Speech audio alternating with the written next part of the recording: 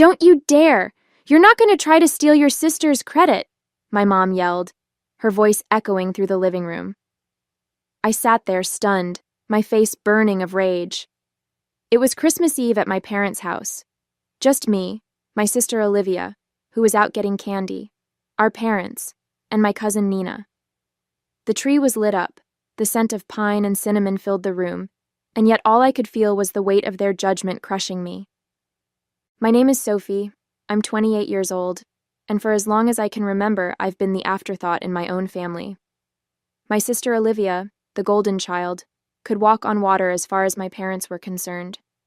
Meanwhile, I couldn't even breathe without them finding something to criticize. But this time, it wasn't just words, it was about the truth. Since July, I had been quietly sending my parents money every month to help with their bills, but Olivia had taken all the credit, and my parents believed her without question. When I finally tried to tell them the truth, my mom shut me down like I was some liar looking for attention. I didn't know what to say after that. My throat felt tight, and all the words I wanted to scream just stuck there. Nina, who had been sitting quietly in the corner, finally spoke up. "Wait a second," she said, her tone sharp enough to cut through the tension. "How do you even know Olivia's sending the money? Have you ever seen proof of it?" My parents looked at her like she had grown a second head. My dad waved his hand dismissively. "Of course Olivia wouldn't lie about something like that. She's been the responsible one since day one." Responsible. That word felt like a slap to my face. I'd spent the last 6 months tightening my own budget just to help them out, skipping dinners out with friends and saying no to things I really wanted. All because I thought it was the right thing to do. But no matter what I did, Olivia always managed to swoop in and make me look like the selfish one. Just as I was about to respond, the front door opened, and Olivia waltzed in, a bag of candy swinging from her hand. "What's going on?" she asked, her voice annoyingly cheerful, as if she hadn't just walked into the middle of a storm. She took one look at my mom's flushed face and my clenched fists and immediately put on her innocent act, tilting her head like she had no idea what was happening.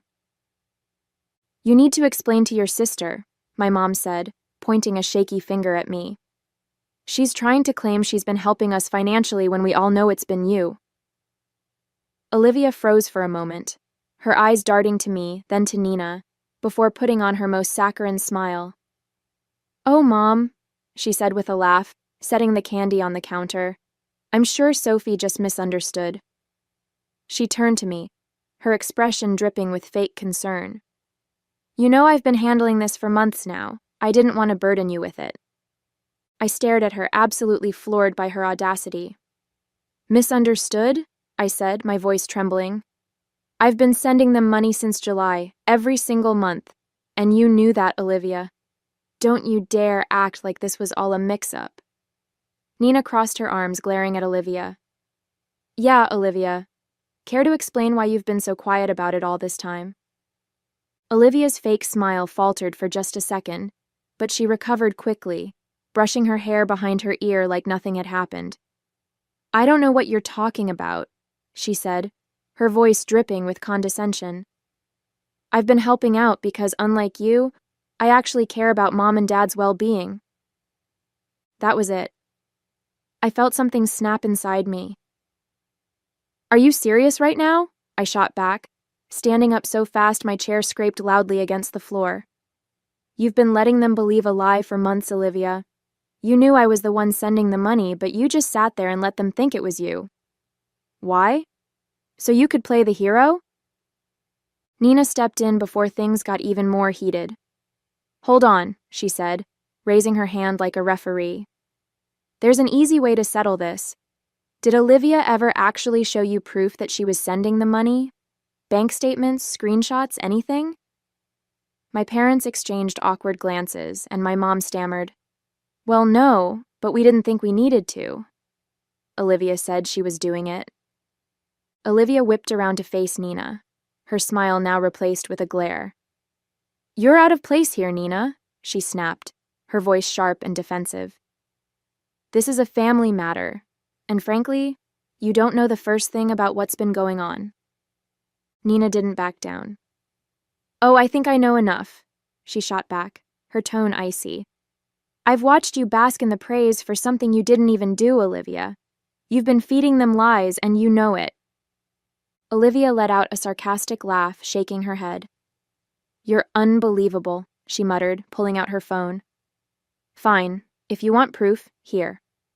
She scrolled through her files, then held the screen up to my parents. See? These are the receipts for the transfers I've been making, every month like clockwork. My mom's face softened as she glanced at the PDFs, but I knew better. I stepped closer, my heart pounding. Let me see those, I said, snatching the phone from her hand before she could protest. The receipts looked convincing. Her name, the amounts, even the transaction IDs. But something about them felt off. I turned to Nina, who leaned over to look with me. This is a lie! I exploded, my voice shaking the walls. The room went dead silent, but I couldn't stop. You faked these, Olivia. Don't act like you've been sending them money when you haven't sent a single dime. My chest heaved as I glared at her, daring her to deny it. I wasn't going to let her get away with this. Not this time. Nina, who had been so sharp just moments ago, suddenly stepped back, looking uncomfortable. I don't know. Maybe I went too far, she muttered, avoiding Olivia's glare. She wasn't going to take sides anymore, not with the tension this high. Olivia just smirked, holding her phone close to her chest like it was some kind of shield. Fine, I snapped, pulling out my own phone. You want proof? I'll show you my bank statements right now. My hands shook as I opened my banking app, only for the screen to freeze. No, I muttered under my breath, tapping furiously. It wasn't working. I closed it, reopened it, and tried again. Nothing. Come on, I hissed, panic rising in my chest. It's not working. How convenient, Olivia said smugly, her arms crossed. The one time you need to prove something, your phone just doesn't work. Sounds legit, Sophie. Enough, my dad roared, standing up and towering over me. You've embarrassed yourself enough already. If you can't back up your story, you owe your sister an apology. Right now. His tone was cold, final. And if you don't, you can pack your things and leave. I'm not letting you ruin Christmas with your jealousy. I froze, feeling the weight of everyone's eyes on me. Apologize? For what? I spat, my voice cracking. For telling the truth? For being tired of living in her shadow? My dad just pointed to the door. You have 5 minutes to decide. I didn't wait. I grabbed my coat and walked out into the freezing night, slamming the door behind me. Tears blurred my vision as I made my way to my car. I had never felt so small, so lost. Christmas was supposed to be about family, but all I could feel was how little I belonged in mine. I drove aimlessly through the dark, my tears blurring the Christmas lights strung along the streets. My mind was racing, replaying the confrontation over and over. How could Olivia do this? How could my parents believe her without a second thought? I didn't even realize where I was going until I pulled into the parking lot of a 24-hour coffee shop. The bright lights inside felt oddly out of place against the stillness of the night. I grabbed my phone and slid into a booth, still trembling with anger and humiliation. My banking app stared back at me, useless. Every time I tried to log in, I got the same frustrating message. We're experiencing a major technical issue. All services, including ATMs, are temporarily unavailable. We're working to resolve this as soon as possible. Thank you for your patience. Patience? I needed proof now. I refreshed the app again and again, as if sheer willpower could force it to work, but it was no use. The universe really had it out for me tonight. An hour passed. I was still staring at my phone, empty coffee cups scattered around me, when a message popped up. It was Nina. Hey, are you okay? I've been thinking, and if you need a place to crash, my door's open. I'm not sure what to believe right now, but you've always been honest with me. Let me know. For the first time that night, I let out a shaky breath. Nina believed me, or at least part of her did. She was torn, and I couldn't blame her.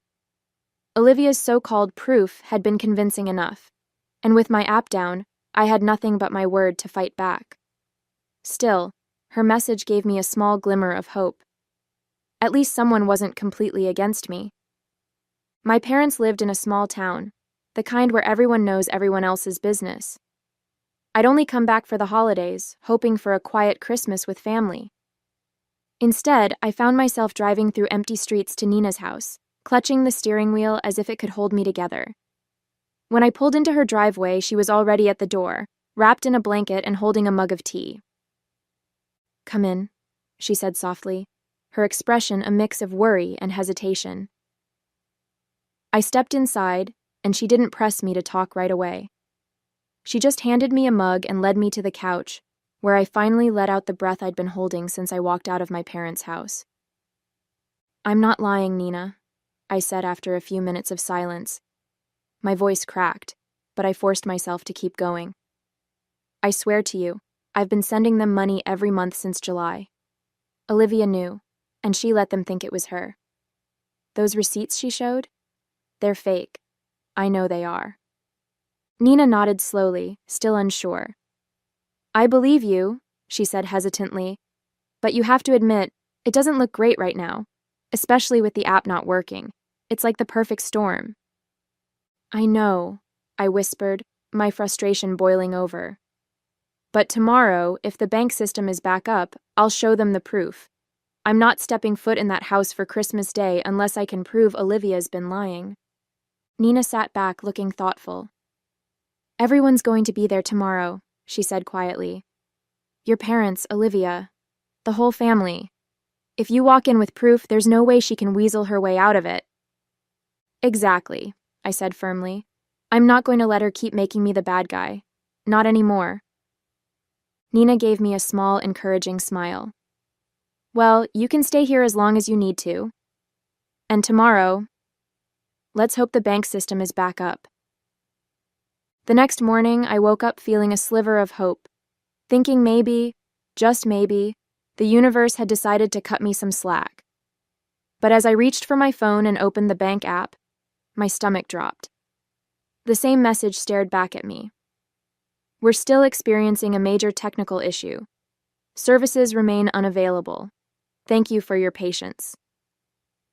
I groaned, running a hand through my messy hair. "Still down," I muttered, tossing the phone onto the bedside table. For a moment, I just sat there, staring at the ceiling, my mind racing for alternatives.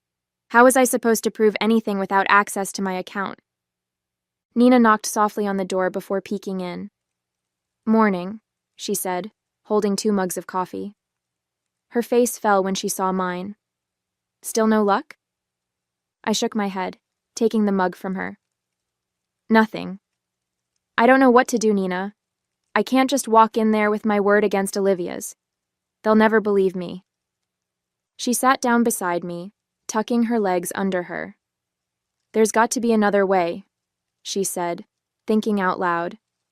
"Can you call your bank? Maybe they can verify the transfers over the phone?" I considered it for a moment but knew it wouldn't work. Even if I called the bank, my parents weren't going to let me sit there on the phone in front of them. They'd just dismiss it as another excuse.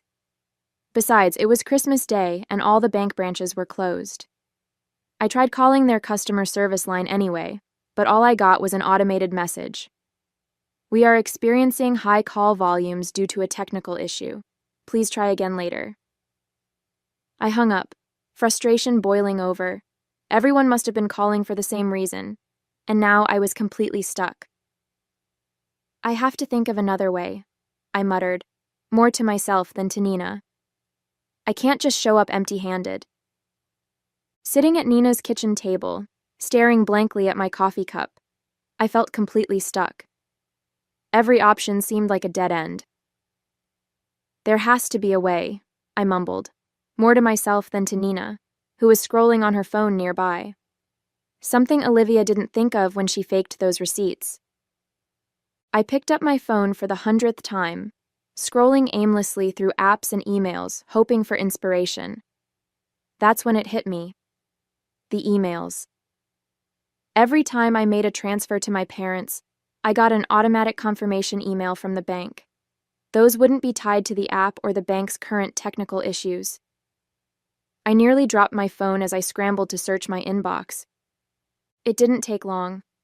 There they were, clear as day. Monthly email confirmations from July through December, showing the exact amounts I'd transferred, and the same account numbers linked to my parents. "Nina!" I practically shouted, spinning my phone around for her to see. "Look at this, the emails, they're all here, it's all the proof I need." Relief and determination flooded through me at the same time. Nina's eyes widened as she read over the emails, her face breaking into a smile. "You've got her now," she said, her voice steady with confidence. "There's no way Olivia can talk her way out of this." I nodded, my resolve firm. "I'm going to that house, but only with this proof in hand. If she tries to deny it, I'll show them these emails right in front of everyone." For the first time in hours, I felt like I had control again. Olivia's lies were about to unravel, and this time, I wouldn't let her get away with it. As I stared at the confirmation emails, a wave of relief washed over me, but it was quickly followed by a twinge of embarrassment. How had I not thought of this earlier? It was so obvious. But then again, I hadn't been thinking clearly since last night. I'd been too overwhelmed by the fight, the accusations, and the sheer humiliation of being called a liar in front of everyone. My mind had been spinning in 100 directions, and honestly, I was just trying to hold it together. "God," I muttered, shaking my head at myself. "I feel so stupid for not checking my email sooner.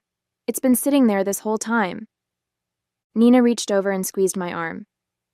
"Don't beat yourself up," she said gently. "You've been through a lot in the past 24 hours. It's no wonder you didn't think of it right away. The important thing is that you found it now." Her reassurance helped ease some of the shame, though I still felt a little silly. I took a deep breath, steeling myself for what was coming next. "Okay," I said, sitting up straighter. "I've got the proof. I'm going over there and I'm setting the record straight. If they still don't believe me after this, then that's on them." Nina nodded, her expression firm. "I've got your back, Sophie. Let's go show them the truth." I pulled into my parents' driveway, gripping the steering wheel for a moment before stepping out. The sight of the house, decorated with twinkling lights and a cheerful wreath on the door, felt like a cruel joke. I wasn't here to celebrate. I was here to expose the truth.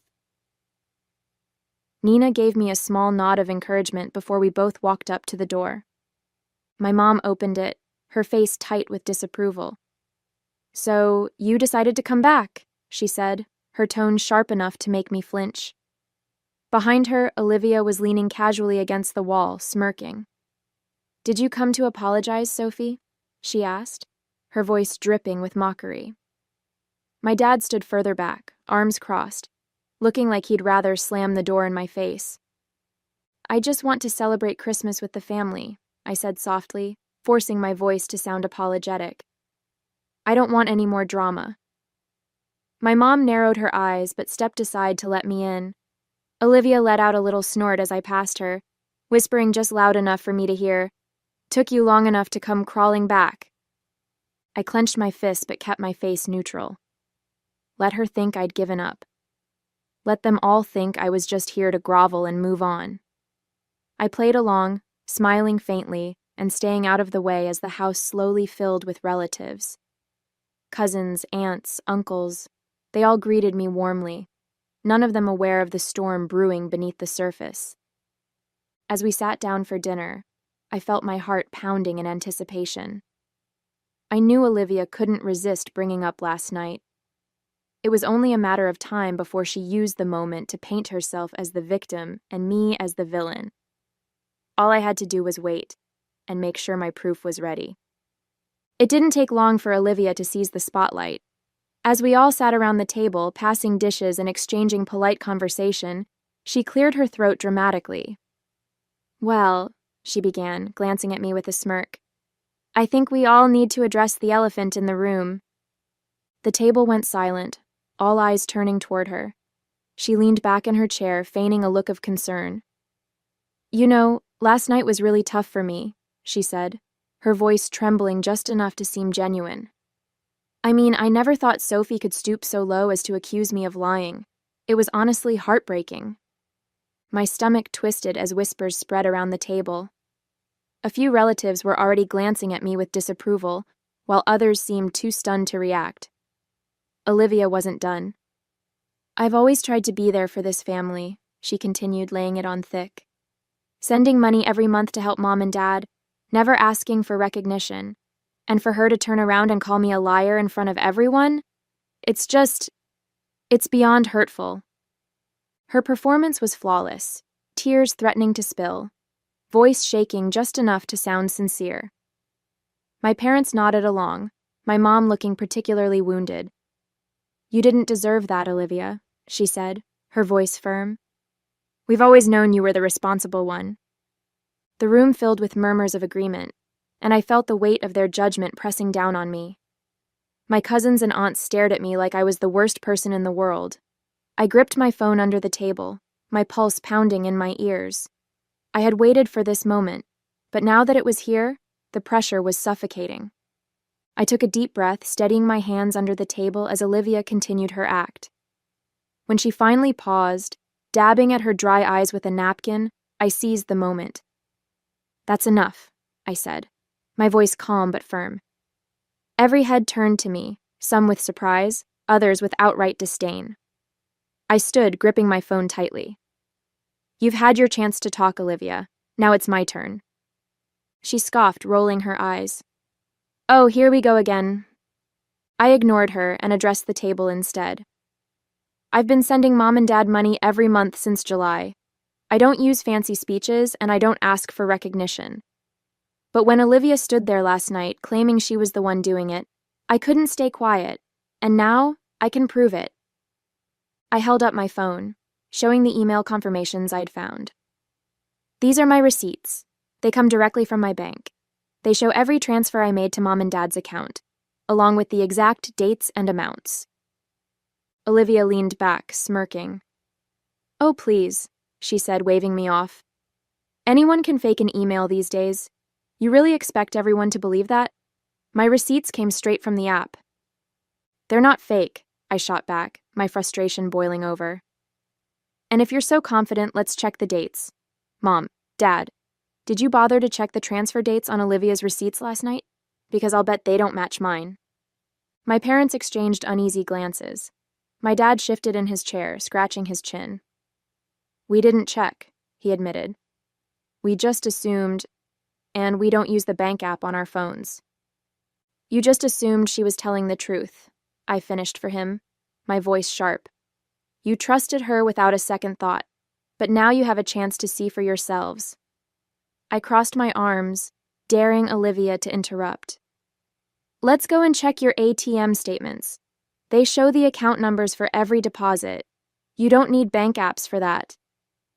Olivia's smirk faltered, but she quickly recovered. "Fine," she snapped. "Let them check. I have nothing to hide." My parents hesitated, clearly uncomfortable. "It's Christmas," my mom said weakly. "Do we really have to—" "Yes," I interrupted, my voice unwavering. "We do." Reluctantly, my dad grabbed his coat and the three of us left for the nearest ATM. The cold night air bit at my skin as we drove in tense silence. At the ATM, my dad pulled out his card and accessed the transaction history. Slowly, he scrolled through the dates, matching them to the statements on my phone. The moment of truth came when he clicked into the details of a July deposit. It displayed the bank account number, and it matched mine. He checked August, September. Every single one lined up perfectly with the emails I'd shown them. My mom stared at the screen, her face pale. "It's Sophie's account," she whispered, barely audible. "Every one of these transfers came from Sophie. Olivia actually took the time to fake her statements just in case we would ask one day." When we pulled back into the driveway, the atmosphere in the car was thick with tension. My parents hadn't said a word the entire ride home, their faces a mix of shame and disbelief.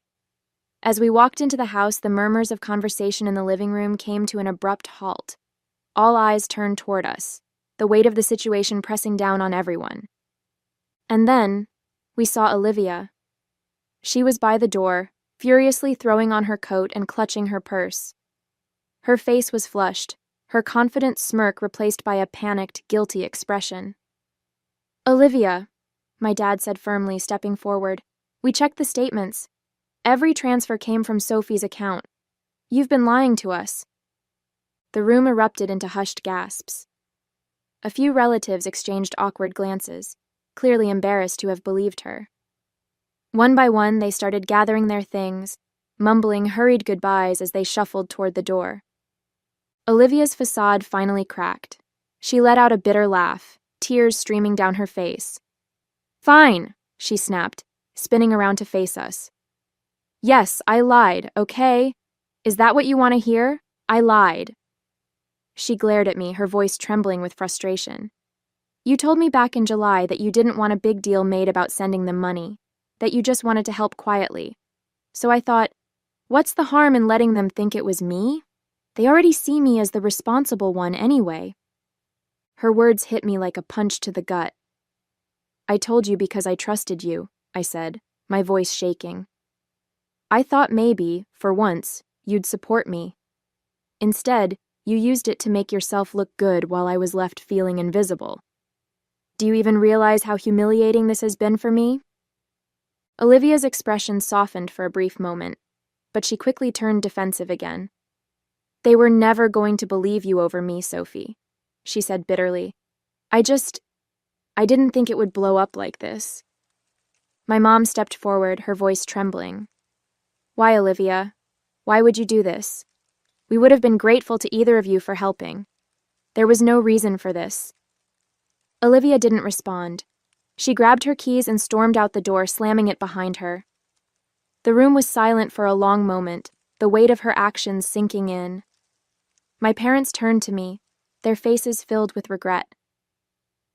"Sophie," my dad began, his voice heavy, "we owe you an apology, a huge one.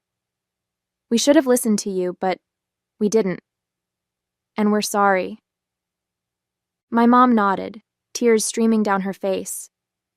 "We've treated you unfairly for so long, and this was inexcusable. I don't know if we can ever make it up to you, but we'll try. I promise." I stood there, taking in their words, unsure how to feel. Part of me wanted to forgive them, but another part still ached from years of being overlooked.